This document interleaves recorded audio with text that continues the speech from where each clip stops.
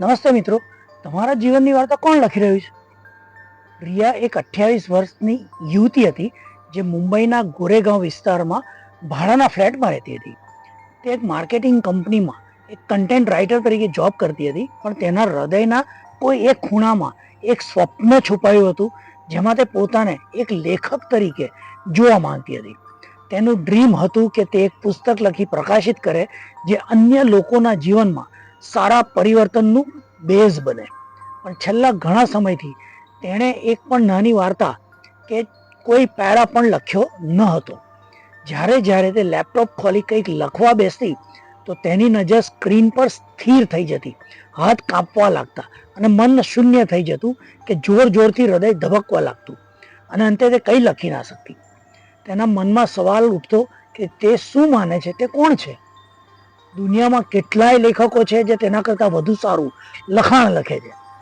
તારા લખાણની કોઈ વેલ્યુ નથી, તું હંમેશા ગીવ અપ કરી દે. આવા બધા વિચારો એના મગજમાં આવતા રહેતા. આ બધા વિચારો કોઈ અજાણી જગ્યાએથી નહોતા આવતા, પણ વર્ષો પહેલા તેના નાજુક અંતર્મનમાં તે રોપાયેલા હતા. રિયા જ્યારે 14 વર્ષની હતી ને, ત્યારે તેની ઇંગ્લિશ ભાષાની ટીચરે એનો એક એસે મોટી લાલ ચોકડી મારી ક્લાસની વચ્ચે તેને પાછો આપતા કહ્યું હતું કે તું સારી રાઇટર નથી અને આ તારો એસે એકદમ બકવાસ છે. જ્યારે તે 17 વર્ષની હતી ત્યારે તેણે પોતાની મિત્ર કરુણાને પોતે લેખક બનવા માંગે છે એમ જણાવ્યું, તો કરુણા તેની પર જોરથી હસવા લાગી અને બોલી કે તું ભૂલી ગઈ તારા ઇંગ્લિશ ટીચરે શું કહ્યું હતું? રિયા હવે કોલેજમાં આવી ત્યારે તેણે પોતાના મા બાપને પોતાના લેખક બનવાના સ્વપ્ન વિશે વાત કરી, તો તેના પિતા કડકાઈથી બોલ્યા, લેખક બનવું એ કંઈ સારી કેરિયર નથી, એ માત્ર શોખ હોઈ શકે, પણ જીવન નિર્વાહનું સાધન ના બની શકે. થોડી પ્રેક્ટિકલ થા. રિયાને રડવાનું મન થયું, પણ તે રડી ન શકી. આ બધા નકારાત્મક વાક્યો તેના અંતર્મનમાં ઊંડે સુધી કોતરાઈ ગયા અને તે તેના અંતર્મનનો અવાજ બની ગયા. એટલે જ્યારે તે લેખક બનવા કશું લખવા બેસતી, આ અંદરનો અવાજ તેને સંભળાવવા લાગતો અને તે નાસીપાસ થઈ જઈ, કંઈ પણ લખી ના શકતી. 28 વર્ષે હવે રિયા થાકી ગઈ હતી પેલા સ્વપ્ન જોવા માટે તથા નિષ્ફળતા અને સેલ્ફ ડાઉટના સ્વભાવથી. એક વીકેન્ડ પર તે ગોરેગાંવ સ્ટેશન પર આવેલી એક જૂના પુસ્તકોની દુકાનમાં જઈ ચડી અને દુકાનના જૂના પુસ્તકોની સ્પેશિયલ સુગંધને માણી પુસ્તક ઉથલાવા લાગી. ત્યારે તેણે એક અવાજ સાંભળ્યો જે કહી રહ્યો હતો, મન ભાવક વાર્તા કોઈ ટેલેન્ટના લીધે નથી લખાતી, પણ કોઈ હિલિંગ થવાના કારણે અંદરની ફિલિંગથી લખાય છે. રિયાએ પાછળ જોયું તો ચહેરા પર શીતળ સ્મિત ધરાવતા એક કોટનની રંગીન સાડી પહેરેલા વૃદ્ધા તેને જૂના પુસ્તકો પકડીને ઉભેલી જોઈને આ કહી રહ્યા હતા. આ મહિલા આ સ્ટોરના માલિક શ્રીમતી લીના પારેખ હતા. તેઓ થોડી વાર વાતો કરતા રહ્યા. પછી આ લીનાબેને રિયાને પૂછ્યું, તું શું કરે છે? રિયા થોડી આનાકાની પછી બોલી ઉઠી, તે એક રાઇટર છે. પણ તે તરત સુધારી બોલી, તે કોશિશ કરી છે, એ કન્ટેન્ટ રાઇટર છે અને એક રાઇટર બનવાની પણ તેને લાગે છે કે તે ક્યારેય નહીં લખી શકે. લીનાબેને તેનો હાથ પકડી હળવા સ્મિત સાથે બોલ્યા, જાણે છે, આપણે દરેક આપણી અંદર કોઈક સ્ક્રિપ્ટ લઈને ચાલીએ છીએ, એક સાયલન્ટ મૂવીને જેમ, પણ સેડલી આપણે તેને પેપર પર ઉતારવાની કોશિશ નથી કરતા. જ્યારે કેટલાક લોકો તેની હિંમત કરે છે. રિયા બોલી, એનો શું મતલબ, એ કઈ રીતે?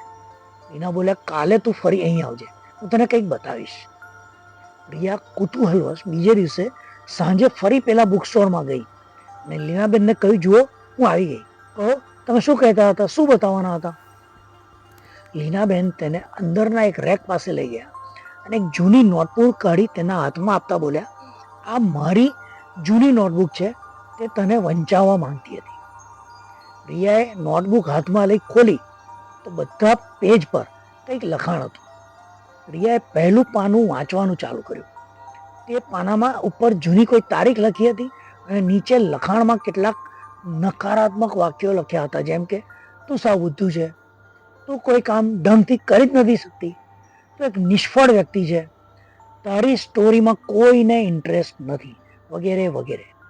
રિયાએ એની સામેના પેજ પર વાંચવાના ચાલુ કર્યું તો ત્યાં પણ પેલી જ તારીખ લખી હતી, પણ નીચે શિક્ષક માર્યું હતું, મારી રિસ્ક્રિપ્ટ, જેની નીચે કેટલાક સકારાત્મક વાક્યો લખ્યા હતા, જેમ કે તું ખૂબ હોશિયાર છે, તું બધા કામ સારી રીતે કરી શકે છે, તું એક સફળ વ્યક્તિ થવા બનેલ છે, તું નવું શીખી રહી છે અને તારી સ્ટોરીમાં બધાને રસ છે, વગેરે વગેરે. રિયાએ થોડા પાન ઉથલાવી જોયું તો દરેક પેજ પર એક બાજુ નકારાત્મક વાક્યો લખેલા હતા અને એની જમણી બાજુ રીસ્ક્રિપ્ટ કરીને નવા સકારાત્મક વાક્યો લખેલા હતા. રિયા થોડી અચળકથી લીનાબેન સામે જોઈ રહી. લીનાબેન બોલ્યા, આ બુકમાં 2 જાતની સ્ક્રિપ્ટ લખી છે. ડાબી બાજુની સ્ક્રિપ્ટ ડર, બીજાના ઓપિનિયન અને નિષ્ફળતાના સેલ્ફ ડાઉટથી લખાયેલ છે, અને જમણી બાજુની સ્ક્રિપ્ટ આશા, વિશ્વાસ અને પોતાની ઉપરના ભરોસા સાથે લખાયેલ છે. રિયા, તું અત્યારે આ પુસ્તકના ડાબી બાજુના લખાયેલ સ્ક્રિપ્ટ વાળી લાઈફ જીવી રહી છે, પણ જો તું ચાહે તો જમણી બાજુ લખાયેલ સ્ક્રિપ્ટ અપનાવી તારા જીવનમાં પણ રીસ્ક્રિપ્ટ લખીને બદલાવ લાવી શકે છે. રિયા વાત સાંભળી રહી. લીનાબેન સામે આભારવશ જોઈ રહી. તે વિચારવા લાગી કે તે ક્યારે પણ પોતાની અંદર આવી સ્ક્રિપ્ટ બદલી સકારાત્મક બની મસ્તિષ્કમાં સારી વાર્તા તૈયાર કરતી ન હતી, પણ હવે તે સ્ક્રિપ્ટ બદલી આ લીનાબેનના જણાવ્યા પ્રમાણે નવેસરથી પ્રયત્ન કરી શકે છે. બીજા દિવસથી રિયાએ નવી પ્રેક્ટિસ ચાલુ કરી. સવારે નોકરી પર જતા પહેલા રિયા નોટબુકમાં 5 પોઝિટિવ વાક્યો લખતી, જેમ કે હું રાઇટર છું, મારી વાર્તા અને વિચાર લોકો માટે માયને રાખે છે, હું સફળ વ્યક્તિ છું, વગેરે વગેરે. થોડા દિવસ આવી રીતે કર્યા પછી તેના દિમાગની સ્ક્રિપ્ટ ચેન્જ થવા લાગી અને તે કામથી આવ્યા પછી ફ્રેશ થઈ નાની નાની વાર્તા લખવા લાગી. કોઈ પબ્લિશર માટે નહીં કે કોઈ અન્ય માટે નહીં, પણ પોતાના સંતોષ અને પ્રેક્ટિસ માટે. ધીમે ધીમે તેની વાર્તા વધુ સારી રીતે લખાવા લાગી. જ્યારે કોઈ ડાઉટ મનમાં જાગે તો તરત તે પોતાની જાતને કહેતી, આ સ્ક્રિપ્ટ મારી નથી, અને તરત પોતાની સામે નવી પોઝિટિવ સ્ક્રિપ્ટ કન્વર્ટ કરી લેતી. 1 વર્ષ પછી રિયાએ પોતાની વાર્તાઓની બુક જાતે પબ્લિશ કરી ઓનલાઈન, અને તેના સંગ્રહને નામ આપ્યું રીરાઇટ યોર સ્ક્રિપ્ટ, એટલે કે તમારી સ્ક્રિપ્ટ તમે ફરી લખો. તેની આ બુક ઓવરનાઇટ સફળ તો ના થઈ, પણ તેને મેસેજ આવવા શરૂ થઈ ગયા.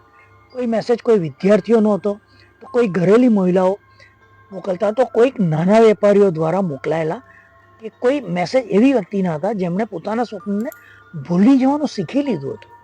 દરેક મેસેજ રિયાનો આભાર માનતો કે તેની આ નવી બુકની વાર્તા તેમને પોતાની સ્ક્રિપ્ટ બદલી પોઝિટિવ થઈ સફળતા કે સ્વપ્ન પૂરા કરવા હિંમત આપી રહ્યા છે, અને તેઓ ફરીથી એકવાર પ્રયત્ન કરવામાં લાગી ગયા.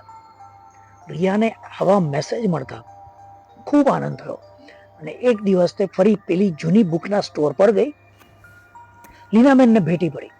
આંખમાં ખુશીના આંસુ સાથે રિયા બોલી, મને ક્યારે પણ નહોતું લાગતું કે હું મારી જાતને આવી રીતે બદલી શકીશ અને એક સફળ રાઇટર બની શકીશ. લીનાબેન તેને શાબાશી આપતા બોલ્યા, રિયા, તું બદલાઈ નથી, પણ તે જે પેન પકડી લખવાનું છોડી દીધું હતું ને, તે હવે તું નવી સ્ક્રિપ્ટ સાથે ફરીથી લખવાનું ચાલુ કરી રહી છે, અને એના માટે તને ખૂબ ખૂબ અભિનંદન. મિત્રો, ઘણી વખત ડર કે અવિશ્વાસ સાથે આવી જૂની કોઈની લખેલી નેગેટિવ સ્ક્રિપ્ટ આપણો અંદરનો અવાજ બની આપણને આપણા સ્વપ્ન પૂરા કરતા રોકતા હોય છે. જો આપણે પણ લીનાબેન અને આ રિયાની જેમ આવી નેગેટિવ સ્ક્રિપ્ટ સામે આપણી પોતાની પોઝિટિવ રીસ્ક્રિપ્ટ લખવા માંડીએ, તો રિયાની જેમ આપણે પણ આપણા સ્વપ્ન સાકાર કરી શકીએ છીએ. શબ્દોમાં બહુ તાકાત હોય છે. તે આપણને ડરાવી કે હરાવી પણ શકે છે, અને યોગ્ય શબ્દો આપણને જીત હાંસલ કરી એમાં મદદ કરી શકે છે. લોકોના કહેલા નેગેટિવ વાક્ય લાંબો સમય સુધી મનમાં રહી જોયા, જો તેની આપણે પોઝિટિવ સ્ક્રિપ્ટ ન તૈયાર કરી અને મનમાં રોપી દઈએ ને, તો સફળ થઈ શકીએ. હંમેશા યાદ રાખો કે તમારે તમારું જીવન કોઈના દ્વારા લખાયેલ સ્ક્રિપ્ટ પ્રમાણે જીવવું જરૂરી નથી, પણ તે બદલી પોતાની સ્ક્રિપ્ટ કરી જીવી લેતા શીખી લેવું જોઈએ. તમે તમારા જીવનના ભૂતકાળનો અવાજ નથી, પણ તમારા ભવિષ્યના જીવનના લેખક છો. કોઈના અભિપ્રાયને તમારું વ્યક્તિત્વ ન બનવા દો. થોભો અને વિચાર બદલી તમારી મરજી પ્રમાણેનું વ્યક્તિત્વનું નિર્માણ કરો. ગીવઅપ ના કરતા નાના નાના બદલાવ લાવી નવું પણ સકારાત્મક જીવન નિર્માણ કરો.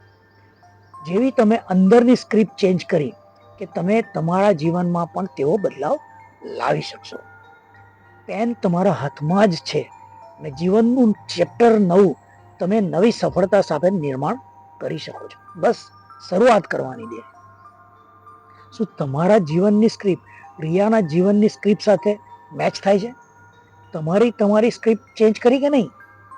આજની વાર્તા ઉપયોગી લાગી હોય ને તો આ વિડીયો લાઈક કરો, શેર કરો, જેથી અન્ય લોકો પણ રિયાની જેમ નેગેટિવ સ્ક્રિપ્ટને બદલીને એક પોઝિટિવ સ્ક્રિપ્ટને ફરીથી લખી પોતાના સ્વપ્ન પૂરા કરવામાં લાગી જાય. આ છે ગુજરાતી મોટિવેશનલ વિડીયોની NK વિચાર શ્રેણી. અમારા રજૂ થતા વિડીયો આપ રસપૂર્વક જોઈ રહ્યા છો તે બદલ આપ સૌનો ખૂબ ખૂબ આભાર. જો ચેનલ સબસ્ક્રાઇબ ન કરી હોય તો કરી દેજો.